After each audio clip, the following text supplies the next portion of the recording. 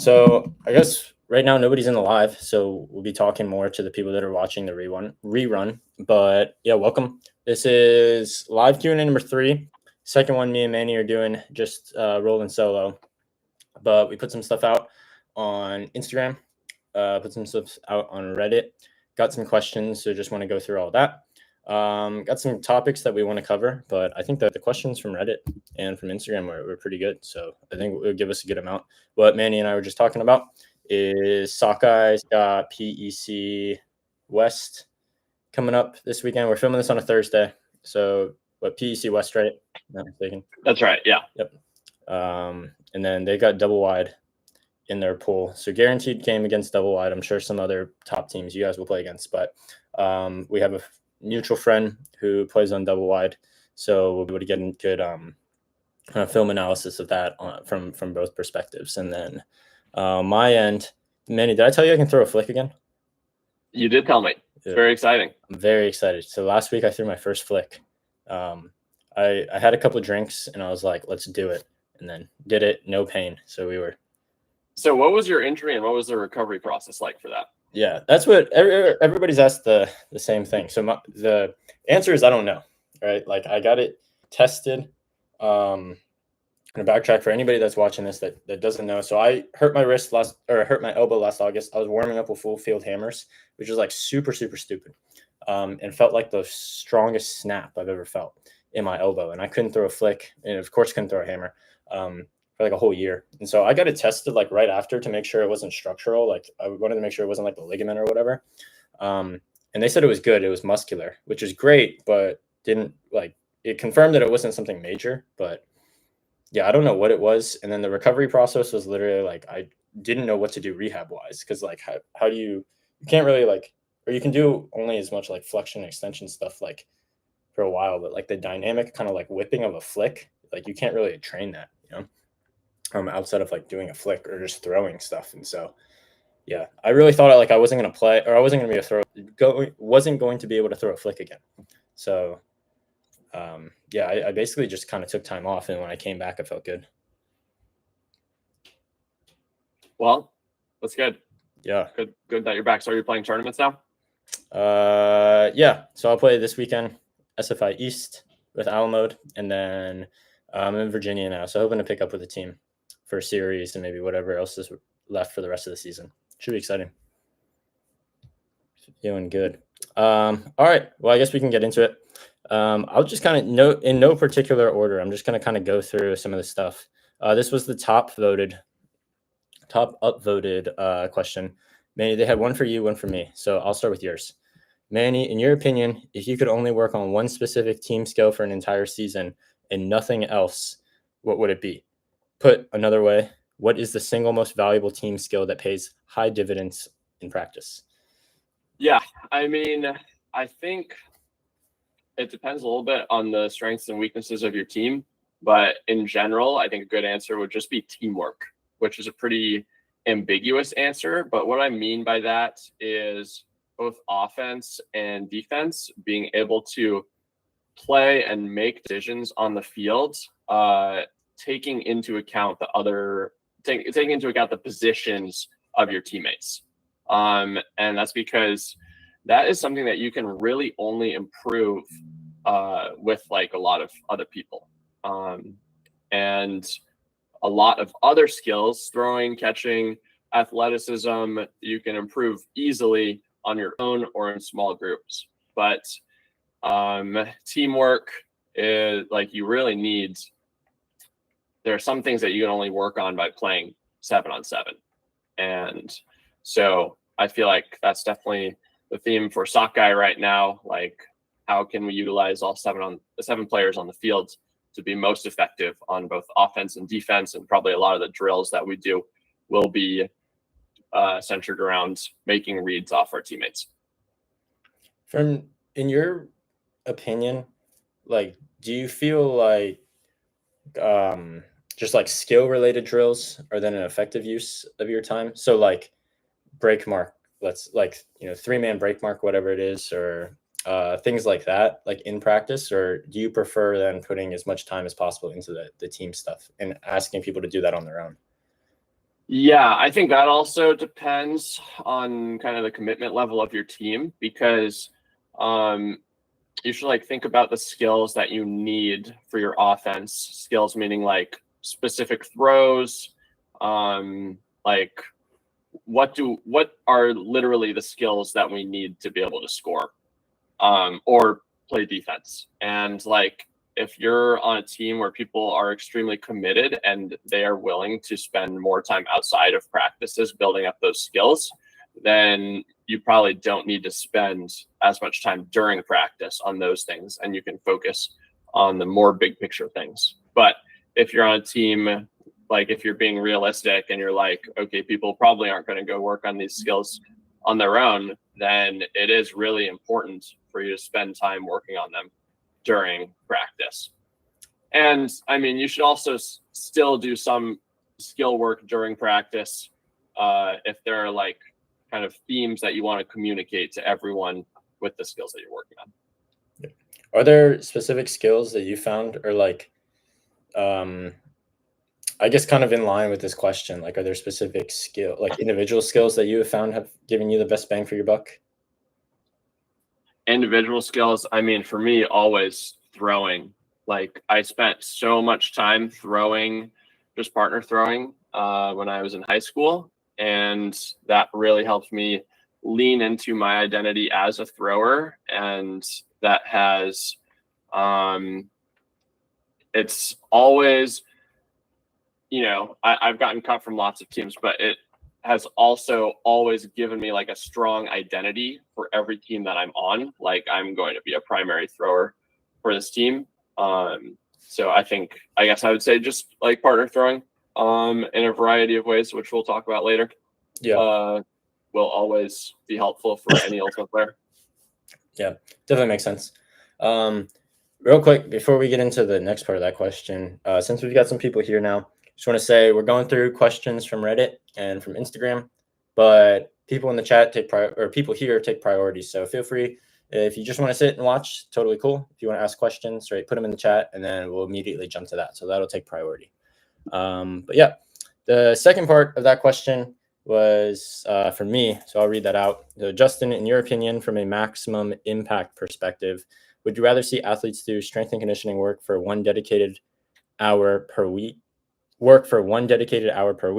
example, in a gym with a coach, or allocate 10 to 15 minutes of practice time, no weights, just field work, 2 to 3 times per week?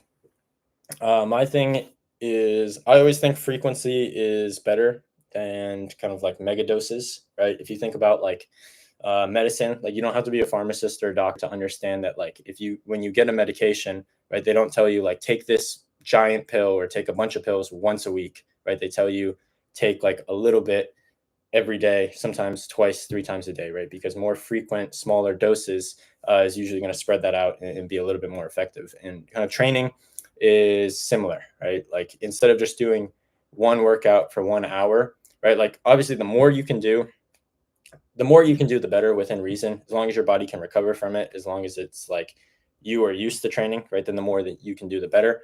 But if you are in a situation like this question where you can only do one or the other, then the more frequent is going to be better.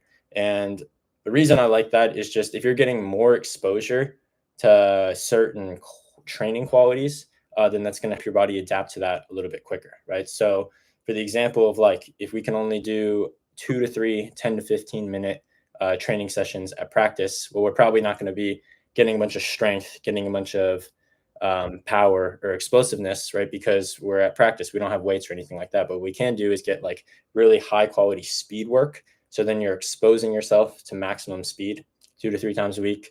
You could get really high quality like change of direction work or cutting work, really high quality agility work. I've posted about like mirror change of direction drills a lot, made a YouTube video about that recently. But if you're getting really high quality agility work, really high quality speed work 2 to 3 times a week, right? I think that's like 1,000 times more than like what most ultimate players are doing. Because what most ultimate players are doing is going out and doing like conditioning or like shuttles where you're getting like really tired.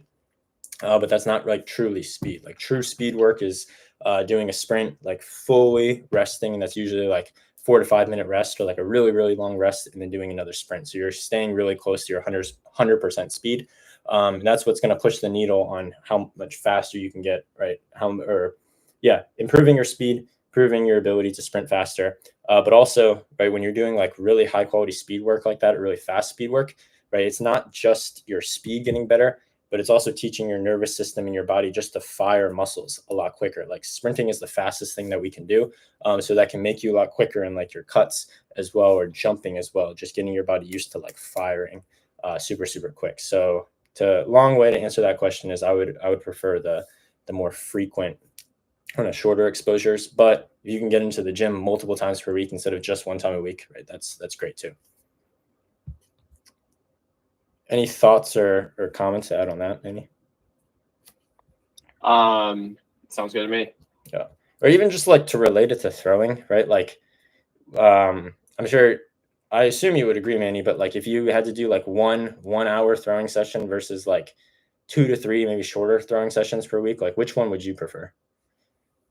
I think I would usually do the shorter ones. Yeah. Cause it's just it's like easier to stay consistent.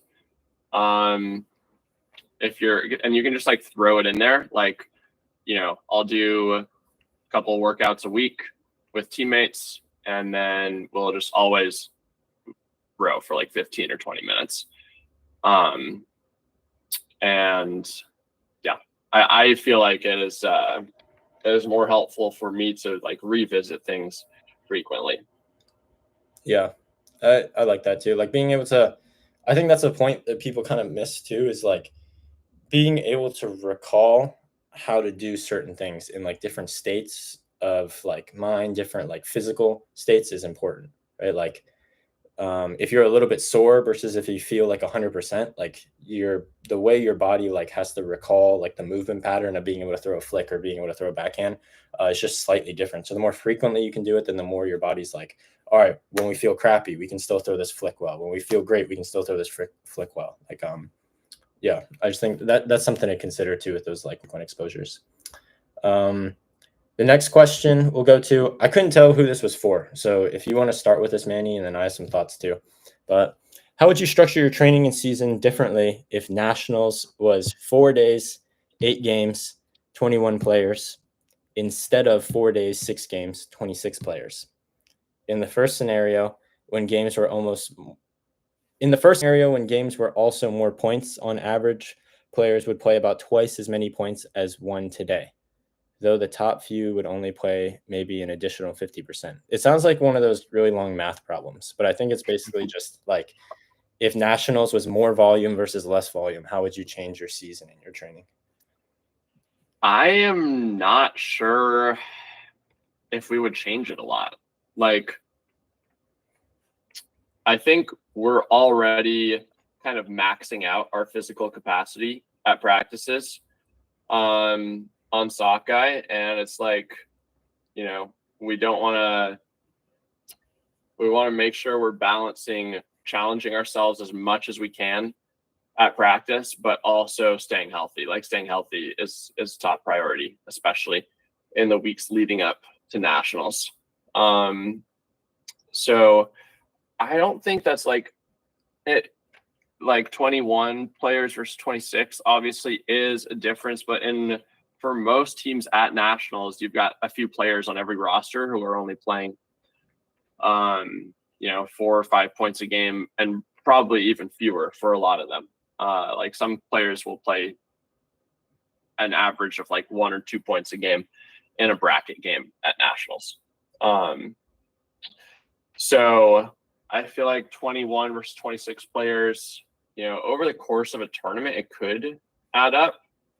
But for a lot of teams, it might not feel like a huge difference if you've already got 5 players who aren't playing a ton. And also, like, 4 days, 8 games, I don't think it's that, like, if you're making a championship run and you don't win your pool, then you are still playing 7 games. And so, yeah, I don't feel like it's a drastic enough change between these two formats to warrant training really differently at all. Yeah, I'm kind of curious, like, where these numbers even kind of came from. Like, if this person was like, oh, most training programs are built around this structure, and but my nationals is this structure. Like, is it different? Because I would agree. I don't think I would change much from like a strength and conditioning perspective. I mean, at the end of the day, you're still playing ultimate, so like all the things still apply. Like you got to get faster, you got to get more explosive, you got to be conditioned for either one. Like if you're playing less or if you're playing more, like you still got to be in good conditioning shape. And if you're playing plenty of ultimate, um, like you said, Manny, like most of the time your conditioning is gonna be taken care of like in season through practice. And so if you're like practicing hard, right, and like playing like getting a ton of volume in practice and like making sure it's intense, you're probably covering like the ultimate specific conditioning that you need, right? And then maybe you can do some supplemental stuff on top of that. But most of the time, especially if you're a nationals level player, like I don't think you really have to add that much more in season. Maybe just like building a really good base in the off season is good. To your point about staying healthy, Manny, like what has worked for you guys to like prioritize health? I mean, speaking for myself in particular, I think really limiting my involvement in other sports. Like I've unfortunately had to take a big step back from pickleball as Ultimate has ramped up in the past month, and I've been playing a lot less and at lower intensities generally. And so really making sure that my off days are like my low days really need to stay low, because recovery is just so important for like especially the lower half of my body, like my feet, and making sure that my sleep and diet are really locked in. And I think I guess those are pretty obvious answers.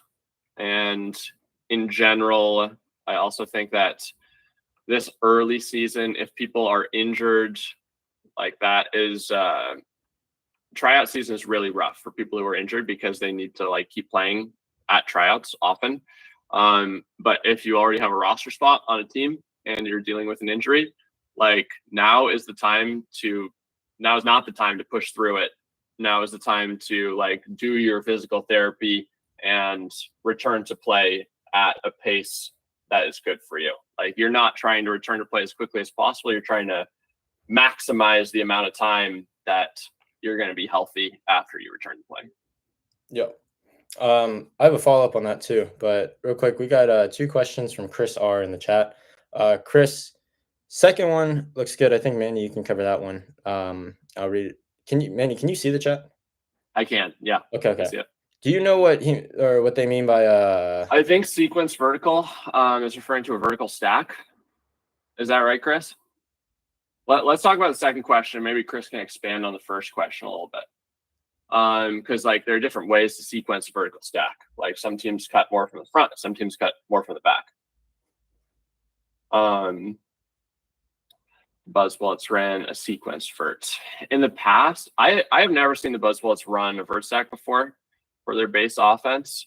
I haven't watched that much of them. Well, some people on Sakai have watched a lot of Buzz Bullets film from like a few years ago, because we've modeled some parts of our offense off them. But in general, I guess like, okay, I'm still wondering like what is the sequence of this vertical stack, and if the Buzz Bullets are doing things differently in their vert stack than American teams. How do you go about a rebuilding phase with a team that hasn't performed well without blowing up the community around the team? I mean, this is a lot easier to answer for someone in an ultimate community like Seattle, such as myself, because there's just like an abundance of talent in Seattle, and we're never really going to have the problem of like not having new players who want to step up for Sakai or for Riot or for really like a lot of club teams in Seattle. But in general, going about a rebuilding phase with a team, I think you need to like sit down with the team and focus on core members of the team that want to work hard and like that you can build around on and off the field.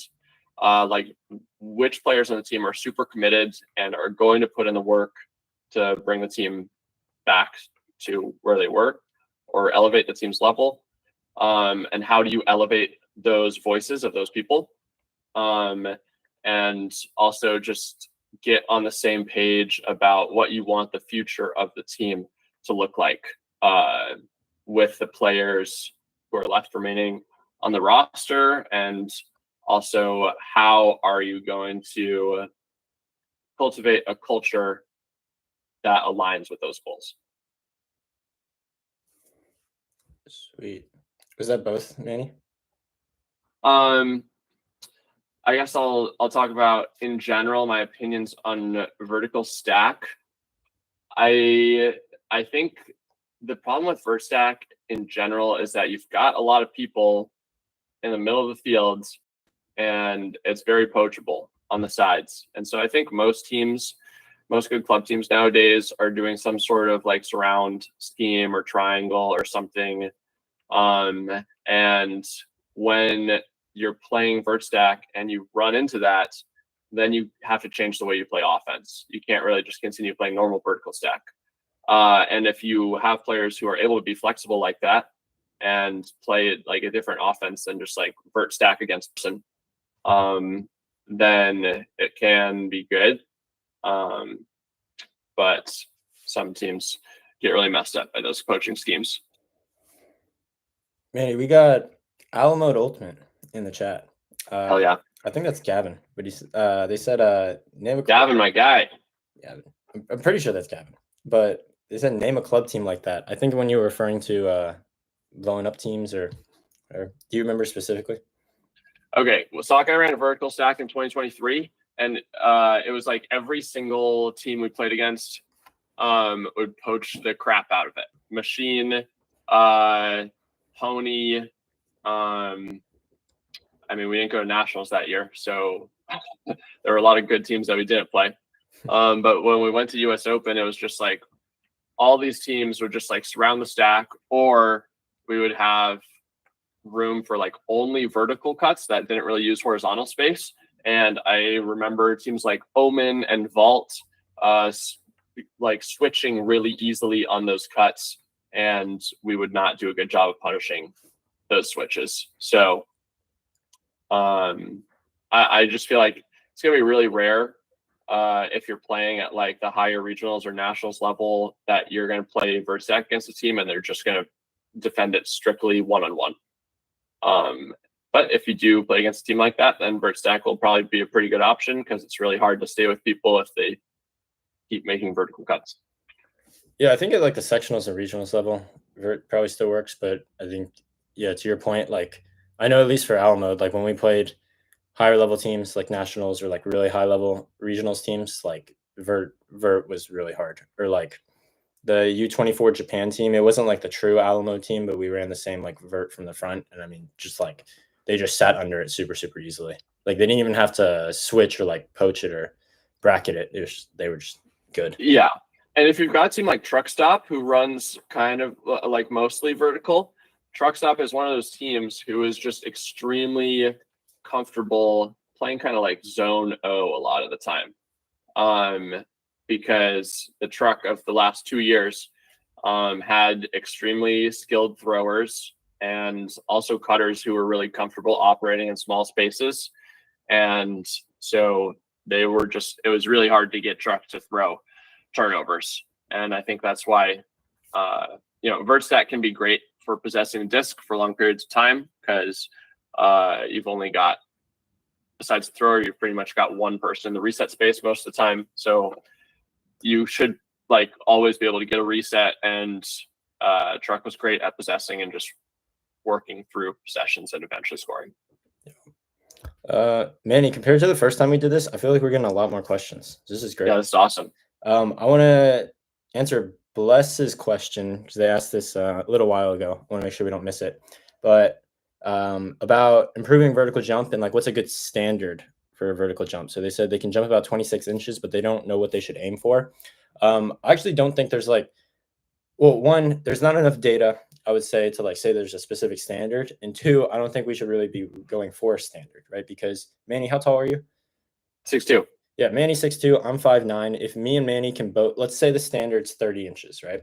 If me and Manny can both jump 30 inches, right? We both hit the standard. Well, Manny's 6'2", I'm 5'9". He's going to get the disc before me anyways, right? So I would just say like continue to try to get your vertical as high as possible, right? So that your jumping ability is good as possible. And obviously there's like a technique and skill components to that, but a big part of improving your jumping ability is also just like getting stronger and more powerful, more explosive in your lower body, right? If you're jumping, if your vertical is going up, then generally speaking, you're probably getting more powerful, more explosive in your lower body. And that's not just exclusive to jumping, right? That's also when you're sprinting, right? When you're accelerating, well, you have to be explosive in your lower body. When you cut and you decelerate and you accelerate back out of that, right? You have to be explosive in your lower body. So it's kind of like power and explosiveness in the lower body is a universal thing across all things in Ultimate. So I think generally, if you're just continuing to try to get your jumping higher, right, that'll help out with your jumping ability, obviously, but then it'll carry over to a lot of other things in Ultimate too, which is good.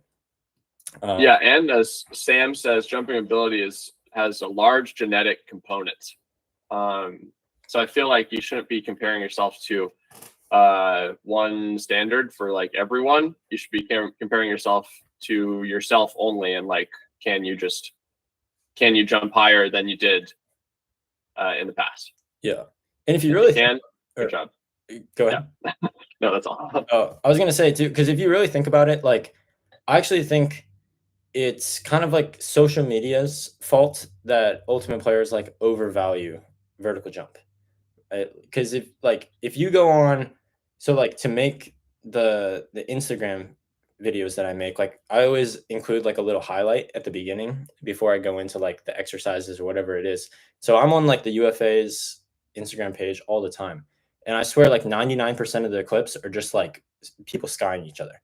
But if you like actually watch a game of Ultimate, that doesn't happen that rarely. So I feel like social media and like highlight clips and like what looks cool is jumping, but it's not actually that important relative to other things in Ultimate. So like, that's spot on. Like, if you watch a game at, if you watch any game of Ultimate, there really aren't going to be that many 50-50 balls, that many true 50-50 balls. And when there are, is jumping the most important thing for winning a 50-50 ball? No.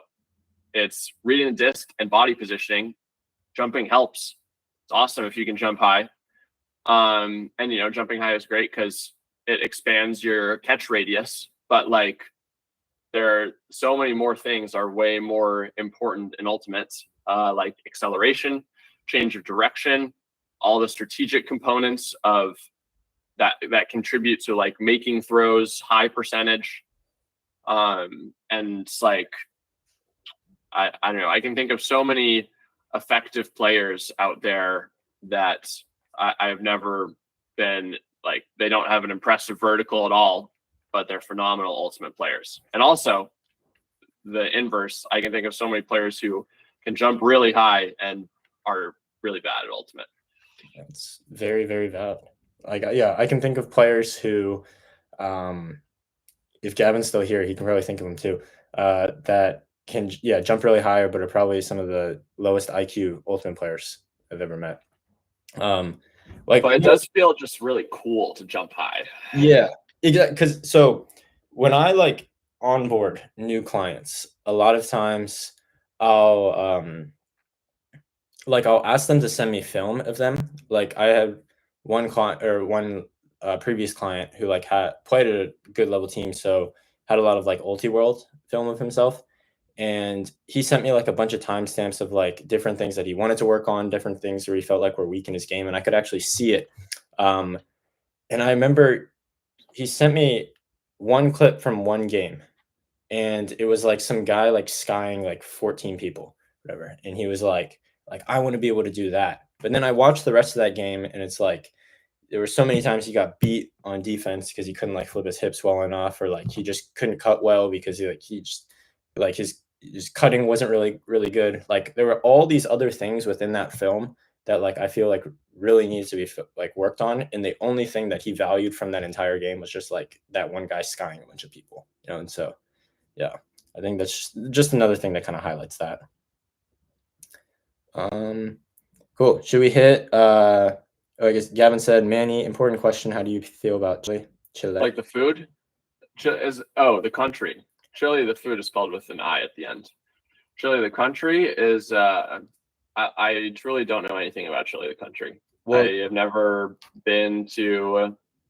The farthest south I have been is Colombia for TEP a couple times. I don't know how I should feel about Chile.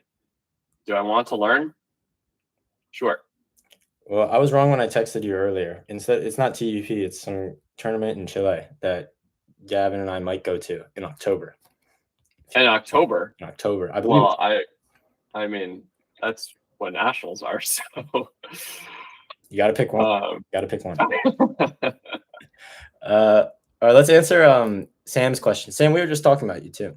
It's good. What do you think are 3 biggest signs of a team that has a good development system for its practice and alternate players?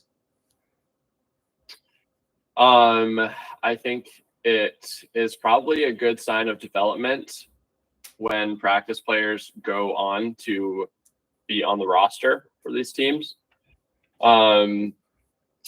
Sakai kind of has a problem right now where we've got a ton of really talented practice players, but we have very little roster turnover right now. But a lot of players on our current roster were practice players, or we also had a role called developmental players in the past. And so if those, it's awesome if practice players are getting better and then making the roster next year.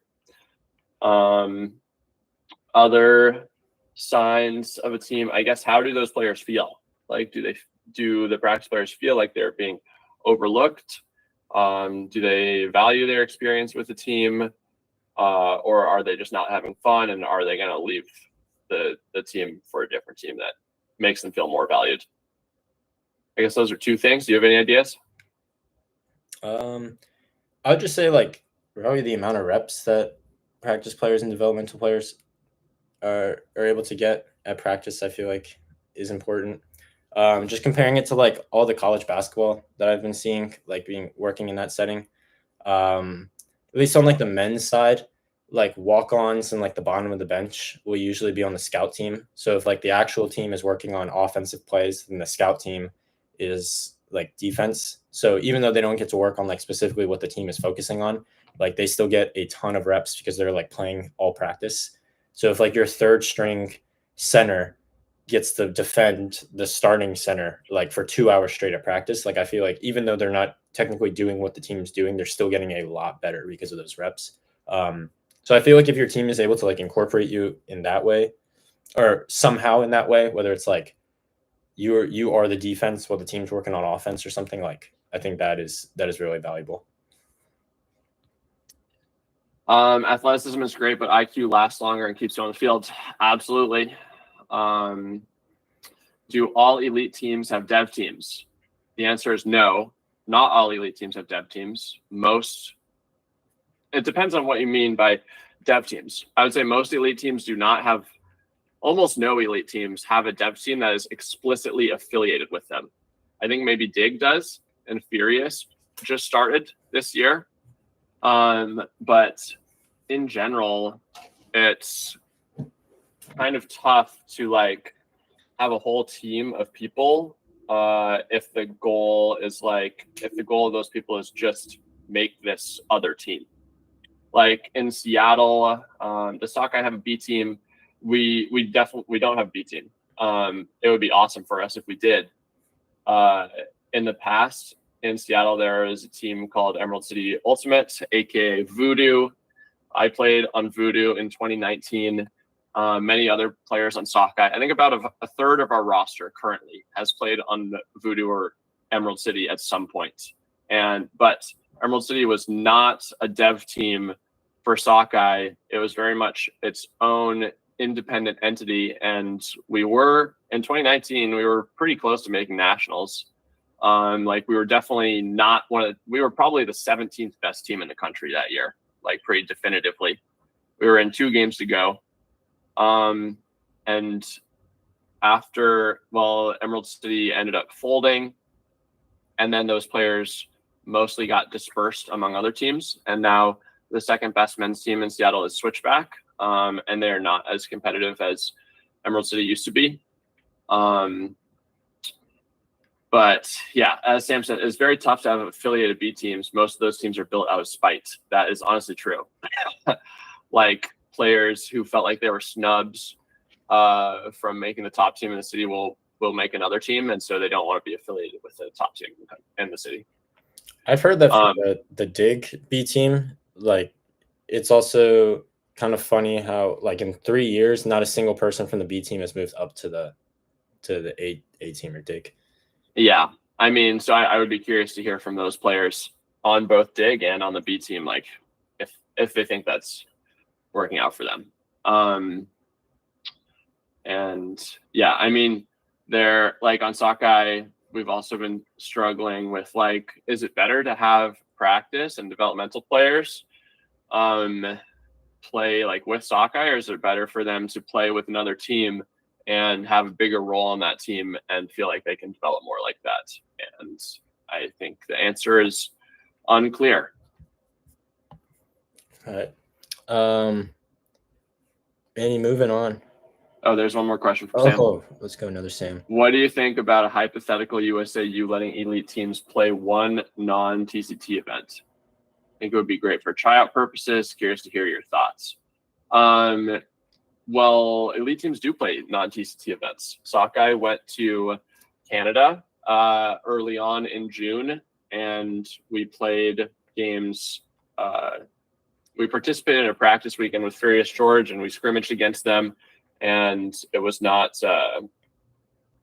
There was a tournament going on there called Disc Flicker, which I'm not sure if that was a USAU tournament. We did not we didn't play any sanctioned games, but I feel like, I don't know this for sure, but I'm guessing other elite teams in regions with each other like will set up scrimmages. I guess I don't really know how other elite teams operate, but I guess like what non-TCT events are you thinking about? And yeah, it is good for tryout purposes. Like that scrimmage, those scrimmages and practices with Furious were part of our tryout process. Yeah, I'm not sure I have a good answer to this. Manny, real quick, I want to ask you one from Reddit. Yeah. What's the best tournament you've ever played in? What makes a good tournament? Okay. Best tournament I've ever played in. My personal favorite was Pro Champs in 2021. A lot of that is results oriented because I was on mixtape and we won in pretty dominant fashion on Sunday. Things that made that tournament great. The field condition was excellent. I think definitely one of the top things about a tournament. Evenness of the field, amount of like mud or whatever, like is it slippery at all? What else about the field? I think players will almost always prefer a good grass field to a good turf field in a hot climate because the heat just radiates so much more off the turf and it can be really unpleasant to play on. Other things that I really enjoy in a tournament, love some tournament food. Maybe it's not realistic for bigger tournaments, but for smaller ones, if there's Tourney Central with a bunch of bagels, cream cheese, bananas, fruit, crackers, whatever, I really appreciate that. And because not every team, I guess I don't benefit from it as much anymore because Sakai has a really good infrastructure for providing food to our players at tournaments, but a lot of teams don't do that. And so it's really helpful for tournaments to have that food available for players. Access to water is also definitely one of the most important things. Like I think it was PEC last year, they ran out of water and then basically had to drive a big truck to the fields that was filled with water. Oh, yeah, and only like 2 people could fill at a time. Yeah, so that was kind of That was rough. So yeah, I guess the main things are just like what contributes to the comfort of the players. And also, I really hate it when tournaments have multiple field sites. Like, that is annoying. Sometimes it's necessary if you have limited space at one field site, obviously. But if you can make the schedule in such a way so that teams do not have to travel back and forth between multiple field sites and get in their cars and then get out and then play another game. Yeah. Fortunately, I've never had to experience that. That would definitely suck, having to drive to a different field. Yeah. I think for me, I don't know it's the best tournament I've ever. I would maybe say some people that played at this one might disagree with this, but I thought Dream Cup that I played in Japan this past March was a lot of fun. I think just the novelty of it playing in Japan was a lot of fun, even though day 2 like got rained out and we played one game in like ankle deep water. It was terrible. But Saturday was a lot of fun. But I would agree. I think just like logistically speaking, if you can make it as easy as possible, like I know parking, I mean, weather you obviously can't control, but like parking, right? If like you don't have to walk very far, that's always nice. There's a lot of like bathrooms available, not just in like a bunch of porta potties in one spot, but like if those are spread out too. That's also really nice. So I just think like if the logistics have been thought out really well, that's always super cool. It is true that you sometimes can't control weather, but you can control weather with where you host the event, which is why San Diego is a great place for nationals. And I would say that Seattle, actually Burlington, about an hour north of Seattle, is a great place for college nationals. And they should just host it there every year. That would be great. Does it not rain there a lot? Around that time, it does not rain a lot. It rained. D3 Nationals was the weekend before D1 Nationals. It rained a bit, but like rain around Seattle at that time is like, it's never really going to impact the game. It's just going to be like a light drizzle. Whereas rain in the Midwest, as we've seen in Milwaukee or other places, you know, sometimes it will just start pouring, and I mean, it's like kind of a cool vibe to watch the players play through rain like that, but I don't think the players really like it, and it's definitely annoying when there are storm delays. Yeah. Then you have like the weird buys, and you never know what's going to happen. It is extremely rare. Just in general, thunderstorms in Seattle are pretty rare, and especially at that time of the year, they are a lot more common in the Midwest. So is it just like constantly cloudy in Seattle, but it's not always raining? It is very cloudy from like October through April, and the other months, you know, looking outside right now, it is a little bit cloudy, but honestly, summer's like Seattle is one of the best places that you can spend a summer. Like, it is generally pretty beautiful outside, and it's like 75 degrees. Seems pretty ideal to me. Okay. Who were or are your favorite players to play with? Manny, I'll let you answer this one. Okay, let me think about some people. In 2021, when I was on mixtape, I loved playing with Tina Titcomb. I loved playing with Abby Hecko. I loved playing with Khalif. Those were some of my favorites. I loved playing with Brad Hauser. In 2022 on Sakai, I played on the D-line. I loved playing with Ben Snell that year and Nathan Kwan and Bryce Dixon. Now, let's see, last year on Sakai, I was on the O-line, and then probably a couple of my favorites were playing with Declan Miller. I coached Declan for 4 years in high school, so it was really cool to play with him, and now he's like such an incredible player, one player of the year in the college division, in the men's division, and he's just so well-rounded and versatile. And last year, I loved playing with Declan. I also loved playing with Ryan Shigley. I coached against Ryan in high school, and Ryan is another player who's just absolutely blowing up in the college division right now. And like, Ryan, also super versatile, moves the disc really quickly, and is just super easy to play with. This year so far, I am really excited to play more with Johnny Malks, who's on Sakai this year.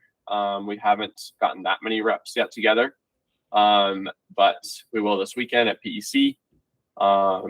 Eli Diamond blew up at college nationals, was one of the best players at the tournament.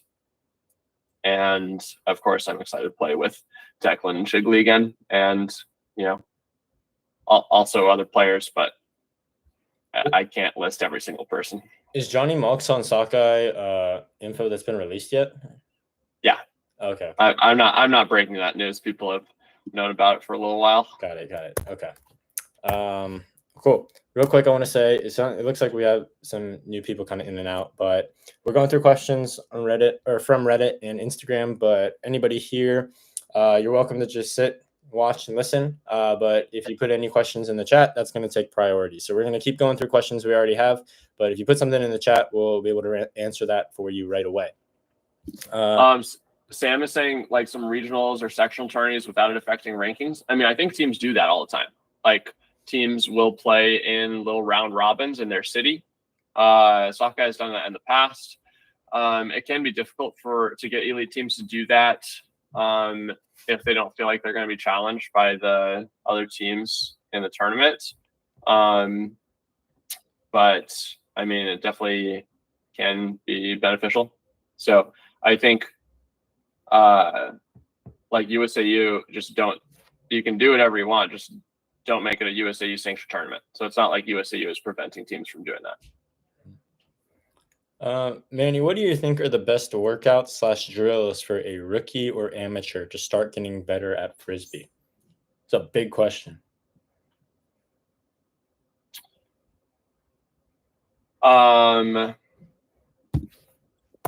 Top thing for someone new to ultimate, top thing is throwing and also catching.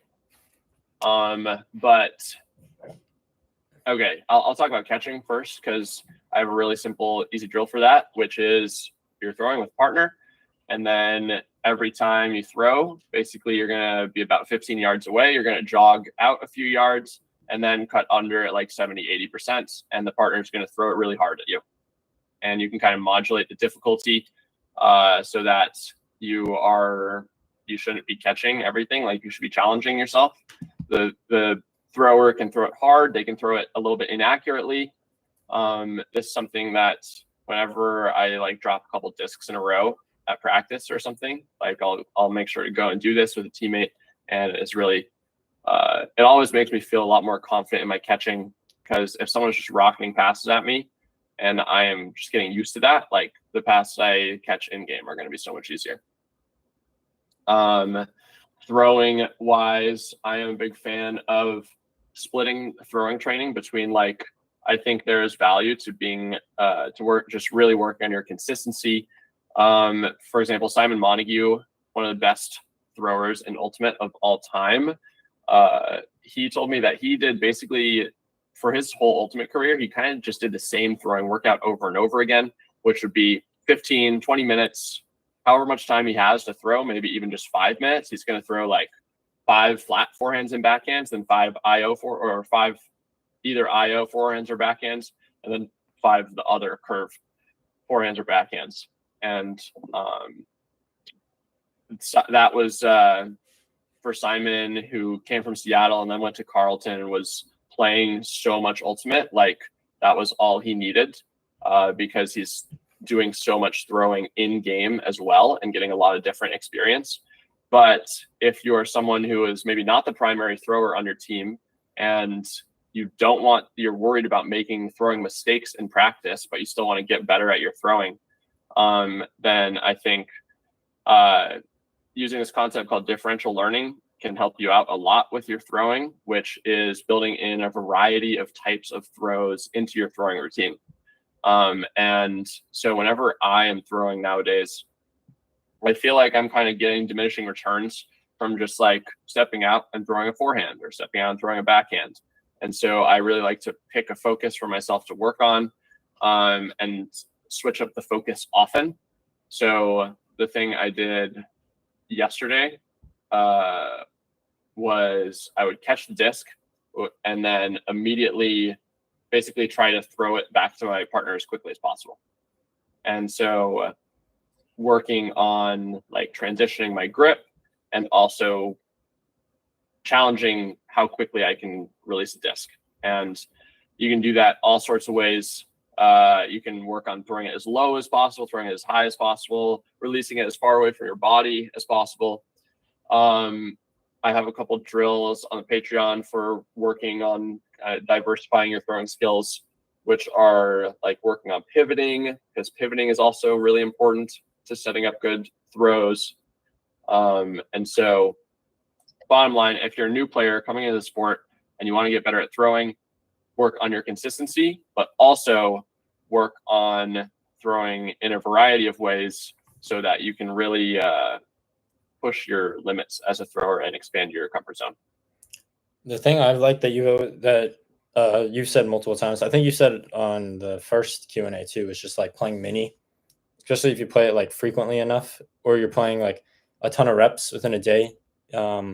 You're just getting so much exposure to so many like variety of situations and throws, and like that's gonna instead of having to like do a workout where you're like trying to come up with like a variety, I feel like that just like it makes the most sense, probably the most engaging and fun too, just to like put yourself in a ton of different situations where you have to have those throws very, very quick. I agree. Mini is such a good tool for people who are new to Ultimate. And when I coach high school teams with a lot of players who are new to Frisbee, we won't even play sevens for like a while at practice, because it's kind of like, what's the point? We don't have any of the skills necessary to play 7-on-7. So let's just focus on building up our fundamentals in throwing and catching. And they get so many more reps playing like 3v3 or 4v4 than they would in 7v7, where if you're coaching a high school team and you play 7-on-7, a couple people are going to touch the disc a lot, and most people are going to touch the disc very little, and those people won't gain anything from that scrimmage. Yeah, definitely. I want to answer that question, but we got a question real quick from Make It Rain Ultimate. You said, do you think rack pulls are worth using for Ultimate? My pretty severe lack of hip and ankle mobility makes standard deadlifts difficult. I would say, I mean, it just depends on what you're trying to get out of it, right? Like when you say, are they worth doing? Like worth doing for what, right? Are you trying, if you're somebody that's trying to develop strength and power, right, through the hip, then yeah, rack pulls are great specifically for that, because they force you to extend your hip and get stronger that way, right? So yeah, it really depends. Like if you're trying, I would probably, like if you're in a situation where you have like, yeah, first couple of steps of power, then yeah, I think that's great, right? But also if you're in a situation where like your hip and ankle mobility are severely limited at the point where you can't do deadlifts, right, then I think that's some low hanging fruit where like you can probably work on your hip and ankle mobility a little bit more, because if you can't do them for a standard deadlift, then you probably can't access your hip and ankle well enough to then generate power in the first couple steps of accelerating, right? So if you can find other exercises, and I'm not even the biggest fan of standard deadlifts, I don't think most people should be doing standard deadlifts, right? But if you can find other exercises, and that might be like different RDL variations, different split squat variations, different lunge variations that can actually load the hip and load the ankle, probably also while you're loading the knee, right? Then I think that can also give you a big bang for your buck, right? And rack pulls can kind of be like that main exercise where you're able to like overload it a ton, get a ton of strength and power through like the whole body that way. And maybe you're doing more accessories that are like loading through hip mobility, loading through ankle mobility. So hopefully that answers your question. Manny, I'll kind of add to, what do you think are the best workouts or drills for a rookie? Coming from like a strength and conditioning perspective, I would say like you got to just work on, like, assuming you're brand new to the gym, in this scenario, I would say just like work on the most basic stuff, right? So the reason the basics and the fundamentals are because they work, right? So there's no need to jump to all like the super fancy or like ultimate specific type stuff. I'm guilty of like posting a lot of like really cool flashy stuff because that's what like does well on Instagram and people want to see that, right? But majority of what I program and what I do is very basic, like squat, deadlift, or some sort of deadlift variation, right? Some sort of lunge, some sort of press, some sort of pull, right? And then rotating as well. If you're able to do like very basic exercises, squat, deadlift, lunge, get stronger in those, that'll probably build you a good base and a foundation to then continue to build off of. So don't go immediately to like all these super fancy sprint drills, jumping drills, change of direction drills. Do that stuff a little bit, but make sure you're also like, if you're doing that stuff, make sure you're also supporting it with the basic squats, deadlifts, lifting stuff in the gym. Got a question in the chat here from Oolong T. Manny, do you ever miss mixed? I don't really like. I'm enjoying Sakai so much right now, and it's extremely rewarding. And I don't miss any other teams that I've been a part of. But it's not a knock on mixtape at all. I really enjoyed playing for mixtape. I'm glad I had that year, and it was really important for me for some of the friendships that I have in my life. So I guess no, I don't miss mixed, but I have no regrets either. How can we get into competitive minis in Seattle? I guess how would you define competitive? Like, easiest thing to do would just be like play with your teammates. Or, you know, if you don't have a team, I guess it's a good question. If you don't have a team, then you should try out for a team next year and then try to make some friends. If you are, yeah, I guess like what types of mini are you talking about? Sam asked, how dare you not miss our Fire Nation team? I actually do miss that team. I played layout with Sam, and it was a very fun team, super stacked team. And unfortunately we lost in the finals, but that was a very fun experience. If you could play for one new team, who would it be, open and mixed? Do you want to answer this question first? Oh, I think I shouldn't answer this question from a business standpoint. If I could play for one new team, who would it be? Open. I've always thought that Ring would be really fun to play with, but they have a ton of roster turnover this year. So, and I think they're probably going to be a bit worse. We'll see. So I wouldn't pick Ring. I think Machine would be really fun to play with. Machine would probably be my or Rhino. I don't know. Rhino has such phenomenal deep receivers on that team that they would be, you know, those guys would just be fun to throw to. Of course, I love throwing to my Sakai teammates too. And mixed. Good question. I feel like I just couldn't do BFG, even though I've got some good friends on that team. I don't want to go to BFG after playing on mixtape. And assuming that I couldn't go back to mixtape, because that would be kind of a boring answer. Maybe like, I don't know. It seems like AMP is not as good as it used to be, but like thinking about AMP in like the late 2010s, that would have been an extremely fun team to play for. They were super talented. AMP is Philly, right? Yeah. Yeah, that's awesome. Shell said, Justin, what qualifies you as an expert in Ultimate? Yeah, good question. Say like the training side of it. I'm not talking Ultimate. The title's kind of clickbait. Yeah, Manny's the expert in Ultimate. I'm the expert in Ultimate training. I think that would suffice for Ultimate expert. Manny, what do you think? I think we're experts in different topics that both pertain to Ultimate. Therefore, we're both the experts. And our minds come together to provide.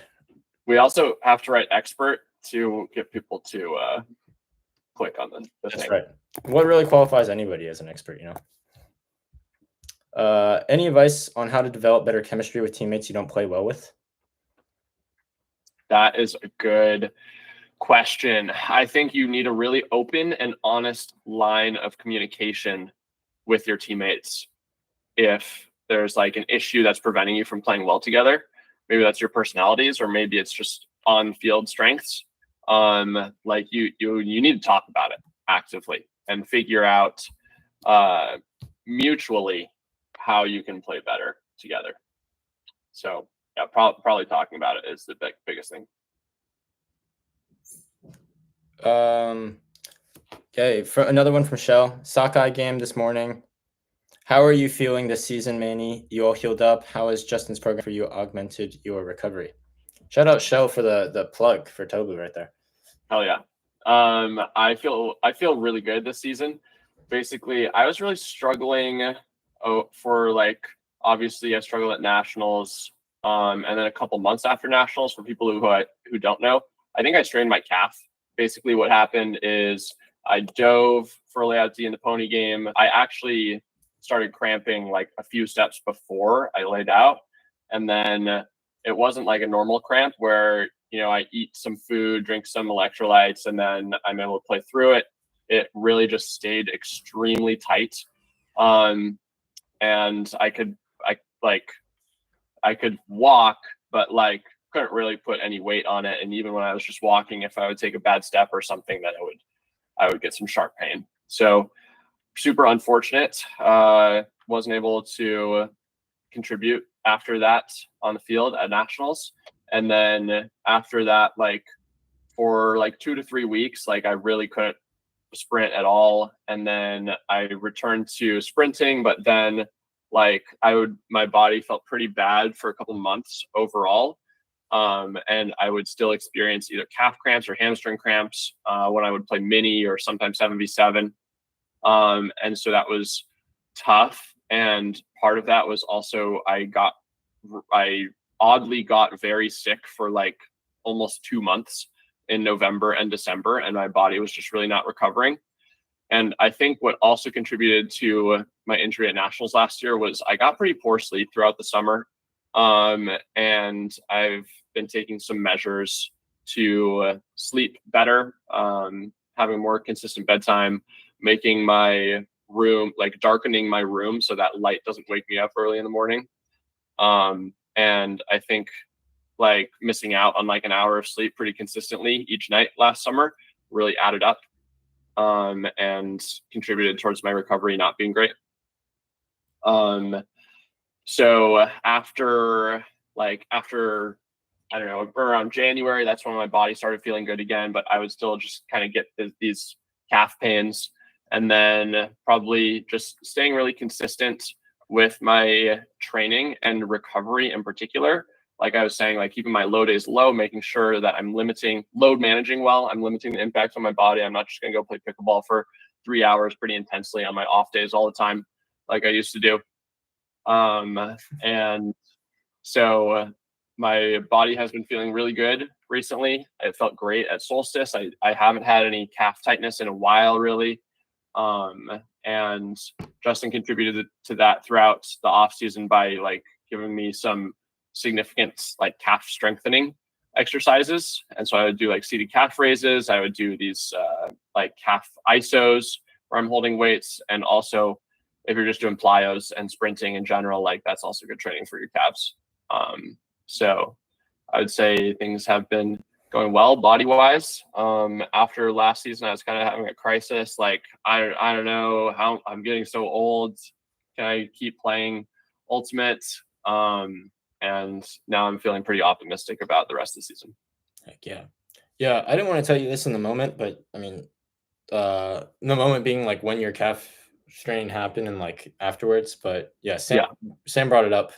Like, do you know who Tyrese Halliburton is, or have you heard of what happened to him? Yeah. So I know it's like KD had a calf strain when he tore his Achilles, Tyrese tore his Achilles, and I knew that Achilles tears were associated with calf strains, and I was like, I mean, I already can't play through this, but that is even more of a reason for me to not push through and like potentially ruin my athletic career. Yeah, no, for sure. Because Achilles rehab is like insane.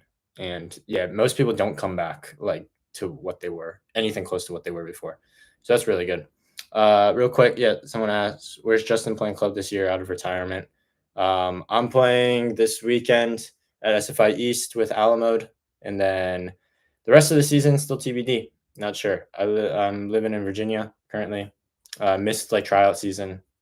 Teams won't let me practice with them, so we'll see what happens. hopefully I'll pick up with somebody. But yeah, Manny, more about your training. Yeah, like I think we pushed like pretty intensely. Like, yeah, I don't know how much I've talked to you about this specifically, but like we pushed like pretty intensely compared more than like I would feel comfortable pushing like a regular person. Um, as far as like the intensity of the workouts goes, Yeah. and also like the intensity of the lifts, like in Yeah. some of the lifts, Those ISOs, the overcoming ISOs. Mhm. Yeah, we were doing these overcoming ISOs, and those were also great for calf strengthening. And then around the beginning of tryout season, I was noticing like, hey, my tib anteriors are super sore, and then we backed off a little bit on a couple things, and then I felt like I was able to retain the benefits of the athleticism I gained from doing those hard exercises, but just like being a little more chill on the training when tryout season started, the soreness went away pretty quickly. Yeah, and I think that's often a common misconception. Is that like the off season is supposed to be this period of just like recovery and rest and rejuvenation or whatever, and like things are supposed to be super easy. But in reality, like you want the off season to be like pretty intense training so that you are then prepared for in season. Like if it's really unrealistic to like be here for 6 7 months and then expect that you can then bump it up to here in season, right? But like Manny, with your training, it was like we were here and then the in season, I don't know, might even feel like we're here, right? Because like just of how intense everything kind of was. Yeah, I mean, now I'm doing like one more intense lift a week and then one more chill lift, and then like pretty short field workouts. And yeah, most of the physicality is coming for me during practices because we practice for 6 hours a weekend, or we'll have a tournament, which is super intense, and I can't add a ton of load to my body. Yeah. But yeah, I would say people on Sakai were pretty on their off-season training in general, and there really wasn't anyone who came into the season and I was like, wow, that person's out of shape. Like it was a pretty smooth transition for everyone on our roster to just start playing again. And you know, we also have lots of people in college who don't get an off season. They're just playing really hard all the time, and I'm impressed with their durability and commitment. Yeah, that's awesome. And then to the point, one of the first questions was about like, would you want to do one workout a week or like more frequent workouts? As we've kind of played around with like a little bit of like the microdosing, right? But just making the workouts a little bit shorter so then you can do more of them, right? If you're in season, you have practice like 3 times a week, then adding like a long 1 hour workout on top of that is like another day that like you're pretty sore from, and you can't really do that like before or after practice. Because if you do it the day before practice, well, then you're sore going into practice. You do it the day after practice where you're sore and tired from practice, so that workout's not going to be high quality. So if you do some of these like shorter workouts more frequently throughout the week, right, you're still getting that work and you're still getting a little bit better, but it's not like you're dead the next day and can't practice, right? So we've also kind of played around with like doing those field workouts before pod. Manny, how's that gone? I don't know if we even like really touched base on how that's been. I just show up to pod a little bit early and get some sprints in. And then we've had Tobu Tuesdays. Well, we did it on Wednesday yesterday, but generally Tobu Tuesdays, which is like field workout, only lasts like half an hour, which is just like some low intensity plyos, a couple high intensity plyos, a couple sprints, and a little bit of change of direction work. And that has been going really well. People on Sakai have also really loved, I think, the mobility routine that you gave us. And like a ton of people are doing that a couple times a week, which is awesome to see. That's awesome. Yeah, I'm glad to hear. Show us another question. Manny, I'll leave this to you because I haven't really kept up with like rosters changes and all that stuff. But did you see his question there? Yeah. Top 4 open club teams this year. Certainly Pony is looking scary. Pony typically performs pretty poorly in the regular season and then peaks at nationals, but they just obliterated everyone at PEC East. So that's I'm hoping that means they'll do poorly at nationals and peak during the regular season, but realistically, they'll probably be one of the best teams at nationals. It seems like they're pretty locked in. Machine, always contenders. They pretty much have been since 2019 or maybe earlier too. Rhino certainly is really good again. Just played them at Solstice. We went 1-1 against them. We beat them on Universe, and then they beat us by 9. So obviously that second game wasn't a great look, but we were also missing about a third of our team. And so I'm really excited to we'll see if we get to play them again at PC this weekend. Revolver, these are kind of boring answers because I just cited like the top 4 teams in semis last year. But it seems like, I mean, every semis team last year, I don't think any of them are taking a step down. And out of the other teams that are in contention, like Bravo, Chain, Furious, all good teams for sure. But I think right now I don't see any of them like making a big claim to, like, I wouldn't anticipate any of them being consistently better than those top 4 teams from last year. Of course, I would say Sakai will be number 1, but we'll see. Another question from Shelly. You've talked about Mini a few times. I implemented it to great success this year. How often are you playing preseason, in season? This off season, I played Mini pretty consistently, like 2 or 3 times a month generally. And I would play Sakai. Kind of hosted these 7v7 games with some of the male players from Sakai and some of the mixed teams. And so we would do that twice a month. And so that was all my playing for the off season. I would play Mini, very intense Mini. We would play first to win 19 games, wins the series. Each game is to 3. If you throw a turnover, you get -1. And so typically these series would last about like 75 to 90 minutes. We're not playing with any subs.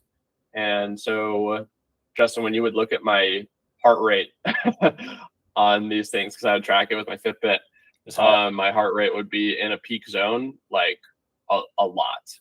So then because of Mini, and it's also just really fun. And it works on ultimate skills. So it's like, I didn't really need to do much conditioning outside of that, which was great. Yeah. One thing. Sorry. I was just going to say in season, with Sakai, we play Mini for a bit, basically once a week at the end of every pod, but I will probably not play outside of that, except when Sakai has like an off week. I might play, but I also, like I was saying, like the recovery is so important, and I'm already doing so much with my body at Sakai practices that I'm just not going to play a lot of Frisbee outside of Sakai. Plus, I feel like it makes more sense to then start to open it up and then get used to sevens and like the physical demands on your body. Like if you're opening up, then there's more space. Like in the handler space, there's more space to cut. When you go up line, you eject. Like it's way different than Mini. Where I feel like Mini, you can do a ton of reps because it's naturally limited. But like once you go to sevens, you just like can't do as much as you were before, I assume. Yeah. A sevens is a lot easier physically, generally, because in Mini, you always have to run, and you're pretty much always on stage. Oh, interesting. Okay, I was saying the opposite. Oh, sorry. That's interesting. In sevens, you have to make longer cuts, which can be hard. And playing defense in sevens, you have to cover a larger area of ground.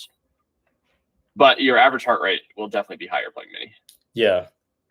I think from a heart rate perspective, like seeing that, and then seeing like how BE has been coming out with they did one on Marquez Brownlee and they did one on Kayla Helton.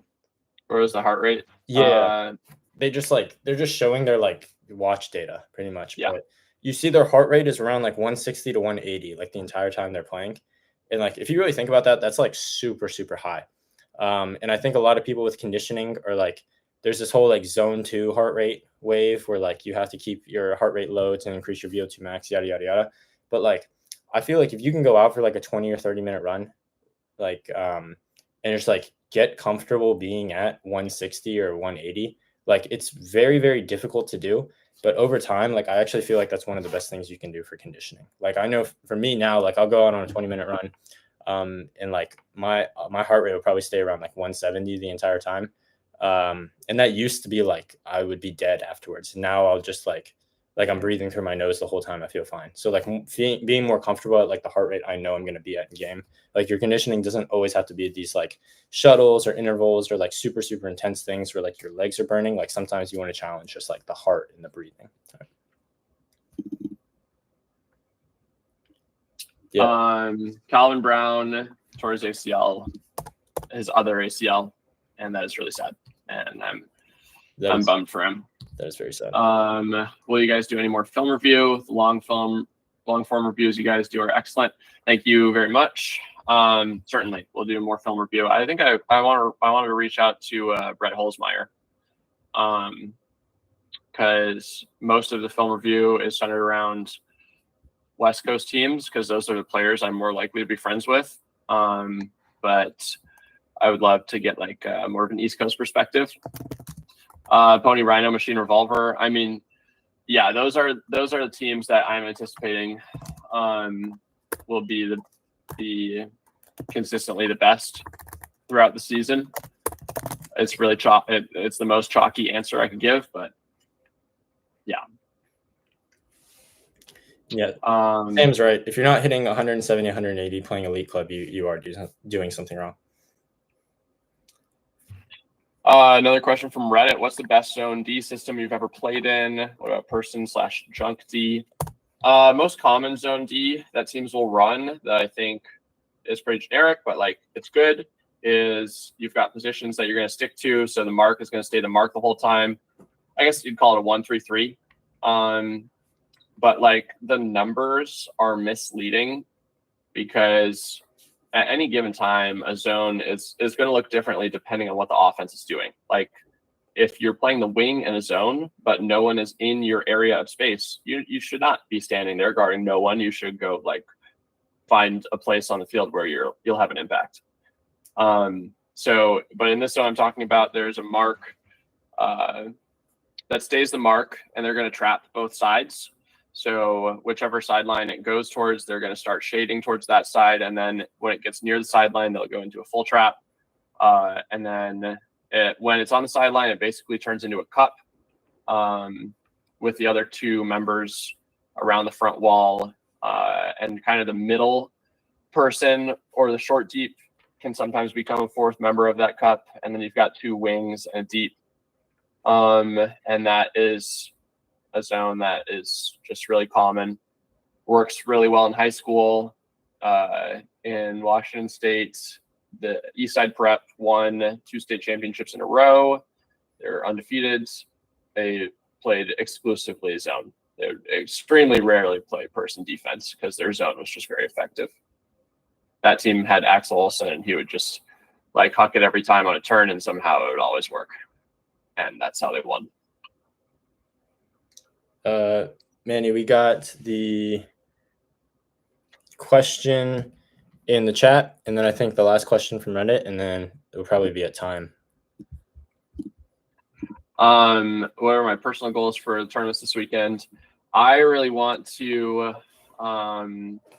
stay healthy. Staying healthy is always a goal. Haven't had a healthy PEC since never had a healthy PEC. Wait, you always got 2019. 2021. I don't think we went to PEC that year. No, we didn't. I'm pretty sure. 2022. We didn't go to PEC that year because we went to Worlds. 2023, I cramped pretty badly playing against Revolver.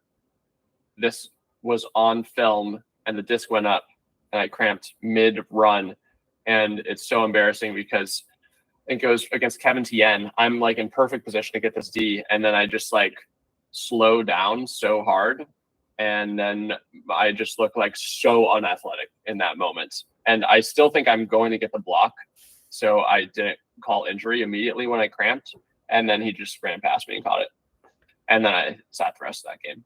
But I was able to play the next day, so it wasn't terrible.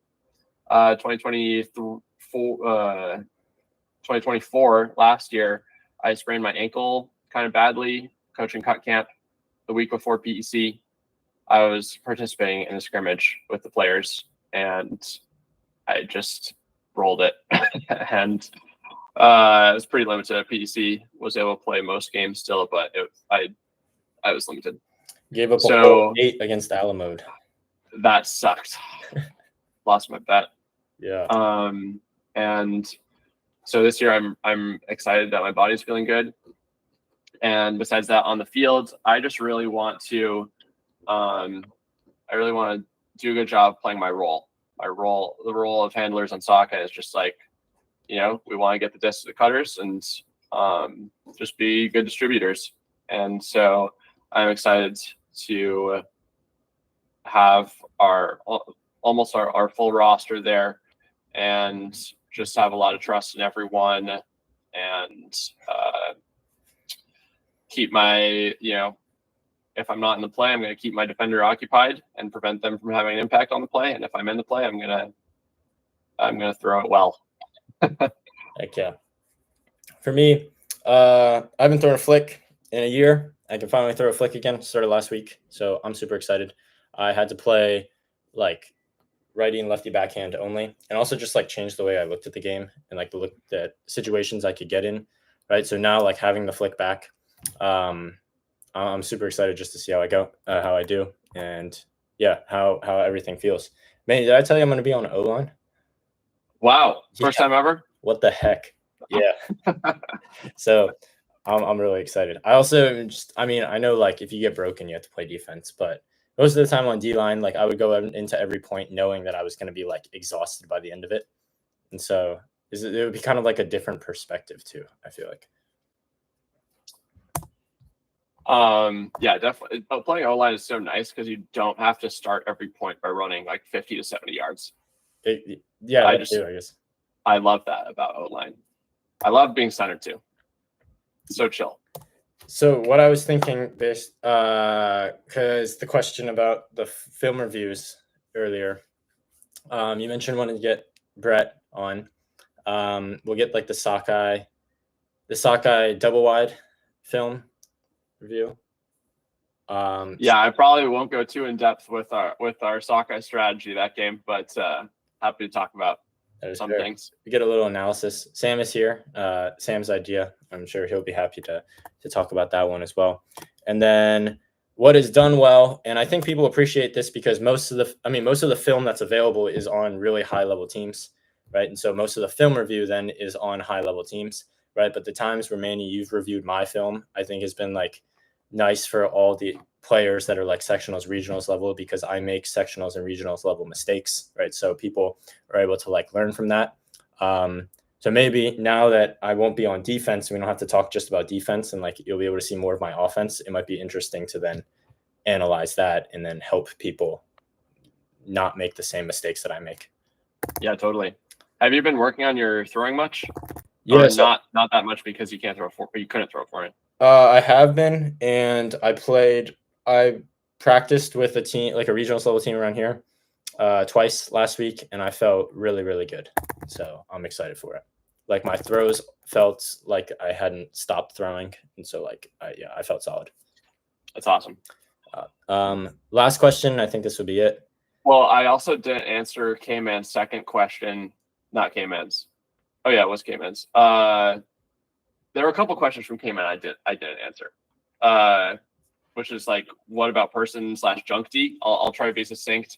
I think the best person defense is going to be one where players are not on islands, but defenders who are guarding players off stage are like really active and trying to do as much as they can to impact what is happening in front of the disc, while being able to recover to their person and prevents like I don't know, outlet pass at like stall 8 or 9. So that would be like a combination of person zone and like, well, not that much zone, but combining some zone principles of kind of like spatial awareness and like ability to switch really well. I think that's the ideal person D. And how do I advise someone to make lines / rotations for a big tournament? How did my teams decide who was going to play with whom? Those are decisions we make based on trying to balance out the strengths of the line. And when I'm coaching, I always try to call lines where there's like a win condition. So even if I'm calling a line that's kind of like a D2 line, like I'm like, okay, we need someone who's going to be able to huck it, and we need somebody who's going to be able to catch a huck, so that there will always be a chance that they score. And thinking about like how Sakai has decided lines in the past, we try to balance out people's strengths. You need like a couple deep throwers on a line. You need people who are aggressive and taking space. You need people who are willing to create space for others in different ways. And so like think about how your line is going to score, and like what players complement each other in that way. I guess those are the main things to think about. Sweet. I think that is everything. Thank you, everybody that has been here watching, asking a lot of questions. Thanks to everybody watching the rerun of this, and everybody that submitted questions on Instagram and Reddit. Yeah, like I said, there's also a tapering question. Did you want to answer that? There is. Yeah. Tutmo asks on Reddit, any tips on tapering before nationals? How about something like a Worlds, which runs even longer? I'm always a little unsure about how much to back off on workouts and stuff beforehand. Oh, I didn't see this. Okay. Yeah, I would say it depends on how long you've been working out, like leading up to that point, right? So if you're somebody that like maybe like just started working out, then basically you have to think about how much the workouts affect you, right? So Manny's been working out for a couple of years now. So if he does one workout, he's not sore for a week, right? So he can afford to work out a little bit closer to the event. So usually I would say like maybe back off like as far as volume goes, like a week or two out. And then maybe the last like 2 or 3 days before you can really start to back off, right? The big thing you want to back off first is volume, and you can keep intensity, right? So for example, really simply, imagine you're doing squats, right? So if you're typically doing 5 sets of squats, right? Well, maybe you can back that down to 1 or 2. So you're still maintaining the strength, right? But keeping the same weight as before. Same with like sprints, right? If you want to keep your body still touching top speed, if you're used to doing like 5 sprints in a workout, maybe you just do 1 or 2. So you just keep your body used to that. So the first thing you can back off is volume, and you can do that about 1 to 2 weeks out from whatever it is. And then the actual week of, let's say, you're playing like Thursday, Friday, Saturday, Sunday, right? Then maybe like Monday is your last hard workout as far as intensity, and those last couple of days you're like doing your recovery or whatever it is. Same with Worlds. I mean, Worlds, realistically I would say it's probably the same thing. Maybe Worlds you can back off volume wise maybe a little bit earlier, just so you're not going into it fatigued, but if you back off of the volume, then you're giving yourself kind of time to recover, feel good. Yeah, hopefully that answers the question. So yeah, I like to keep my routine pretty similar the week of, but I mean, I will just maybe do 1 fewer set, maybe do sets with a little bit less weight. A couple days before the tournament, I just like to make sure I'm getting some movement in. I'm not just going to rest and like lie around all day and not do anything. Like, and going through the tournament warm up is really good. Throwing is good. Doing some short sprints and accelerations, like making sure I'm going to reach 100% at least once. And so, yeah, making sure I'm staying active. Yep. Yeah, because I think if you kind of go that whole week without really doing anything, then you just feel like really groggy, like sluggish when you actually get there. So you still want to touch on a little bit of stuff, just not overdoing it, right? It's a very big difference between like working out to actually like gain and working out to just maintain, right? Well, cool. Yeah. Thank you, everybody that submitted questions, everybody that's been watching. Make sure you check out the Patreon, so the Ultimate IQ Library. This is where a lot of the drills that Manny talked about. He posts a lot of videos in there. I post a lot of videos in there about training, right? So if you want to learn more, really kind of take your ultimate game to the next level, right? The Ultimate IQ Library Patreon, I think would be great for you. You can find it in the link in my Instagram bio or the link in Manny's Instagram bio if you want to learn more about that. But yeah, thank you guys so much for being here. Going to go and end the stream now.